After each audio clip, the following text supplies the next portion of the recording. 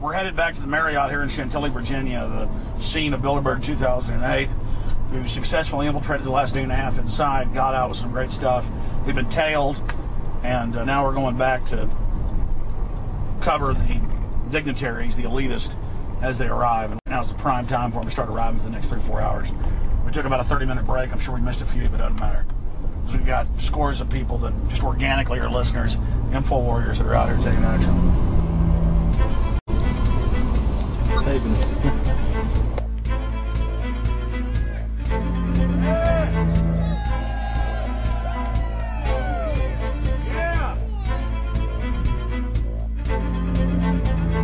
And we're going to be out here for the next 3 days while you try to chart the future of our destiny. We're taking our destiny back. You're not our gods or our masters. We witnessed at least 7 convoys of armed Secret Service entering the Westfield's Marriott, and internal sources confirmed that both candidates did attend at least one meeting inside the conference. While the Bilderberg Group was 100% successful in 2008 at keeping their name out of the mainstream media, they did not fare as well when it came to the exploding independent press. During the entire 2-day event, anti-New World Order protesters and alternative media encircled the hotel. You are being exposed everywhere! From David Rockefeller, from John Edwards, from Bill Clinton! Your game of secrecy is over! You're gonna pay! Get him! It's up close! You piece of filth! You piece of trash! This is Bernanke, man! Bernanke, you're going down!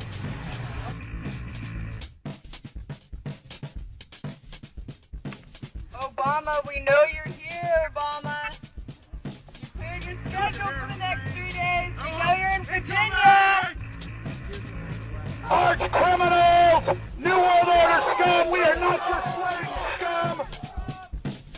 Brave Americans came from all over the United States and bullhorned the main conference hall at close range as the global power brokers schemed inside. You are criminals! You control the central bank, you control the currency, and you're turning our beautiful country and world into a nightmare! The global elite are desperate to keep their organizational meetings a secret. They are keenly aware that if the population discovers that policy is being developed covertly by powerful special interest, the people will revolt. It is our duty to expose these criminals. It's a criminal act under federal law for federal officials to have private meetings to discuss world policy with non-federal workers. So everybody from the State Department, Treasury Department, White House, Defense Department, and others who show up, as they always do, they're committing a criminal act simply by being here to attend a secret meeting with officials from other countries to discuss U.S. policy in the world. So literally it's a criminal act. And every newspaper, every broadcaster has a patriotic duty to expose these scum and the evil they project. The election primaries served as a great diversion, while the true future course of the nation was being set behind closed doors. You've got, obviously, the Bilderberger Group, founded by the former Nazi Prince Bernhard of Holland. You've got the Trilateral Commission, founded by David Rockefeller's Zbigniew Brzezinski. They're the ones who ran the Carter administration. Everybody in the Carter administration, from Carter and Mondale and Volcker and Brzezinski, were all members of the Trilateral Commission. Founding member of rap sensation Public Enemy, Professor Griff, gave us his view of the Obama phenomenon. Barack Obama's been given a pass by the Blue Bloods. He's been given the okay by certain secret societies for them to let him in. I truly believe imperialism and fascism needs a facelift. And that facelift is going to have to be black. And the reason why I believe that is simply because I think they're trying to go into Africa. Well, they're already in Africa. But they want to totally control all the natural minerals that they're going to need to carry themselves into the 21st, 22nd, and 23rd centuries. You follow me? So I think they have to go through a phase of galvanizing the masses of dark-skinned people that truly believe that change needs to come, but the change that they're talking about is not necessarily change for the better as far as the masses of the people. It's probably a better change for them. It's not going to change for us, the little man on the totem pole. And no one looks at the agenda. Long as he positions himself right, have the right tie on, have the right smile, repeats the slogans over and over and drives it home, the average American is just going to swallow it hook, line, and sinker. And we don't even know what the agenda is. Writing in his 1964 book, With No Apologies, Senator Barry Goldwater said, "The Trilateral Commission is intended to be the vehicle for multinational consolidation of the commercial and banking interest by seizing control of the political government of the United States. The Trilateral Commission represents a skillful, coordinated effort to seize control and consolidate the four centers of power: political, monetary, intellectual, and ecclesiastical. What the Trilateral Commission intends is to create a worldwide economic power superior to the political governments of the nation-states involved. As managers and creators of the system, they will rule the future." Bilderberg issues executive decisions and prime directives to its subdirectorates for implementation. The Trilateral Commission takes the Bilderberg Group agenda and executes it through regional roundtable groups throughout Europe, Asia, and the Americas. The Council on Foreign Relations serves as the managing roundtable group in the United States sector. The Council on Foreign Relations has dominated every administration since the days of FDR. The way in which they make policy and rule is that they are a polycentric oligarchical system.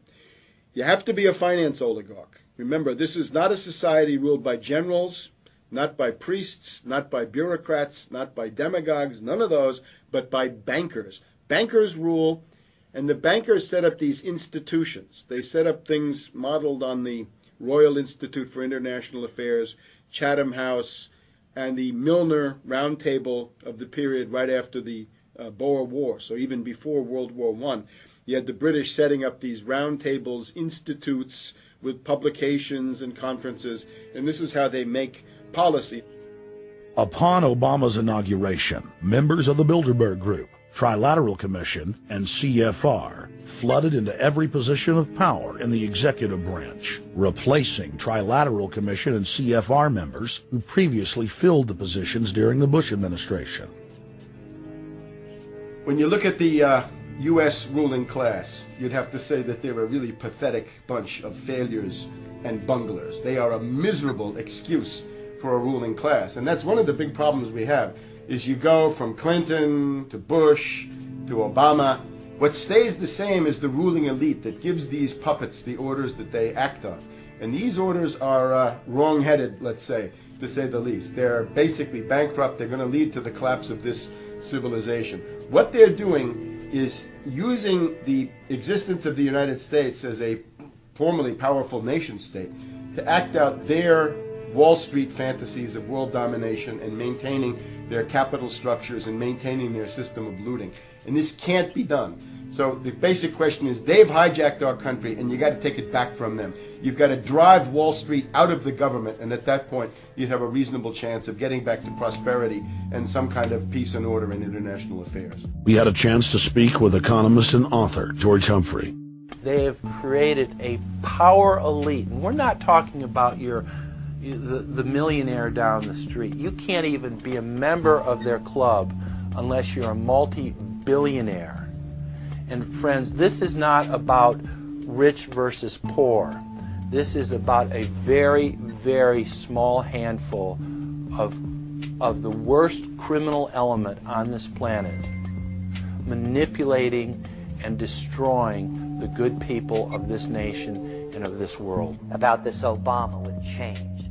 Look at the people he's put in to mastermind the economic recovery.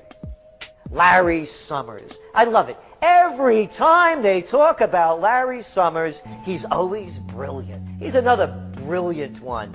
He's the one that helped dismantle the Glass-Steagall Act, the banking act that was put in place in the 1930s, so the banks couldn't become the banksters that they become.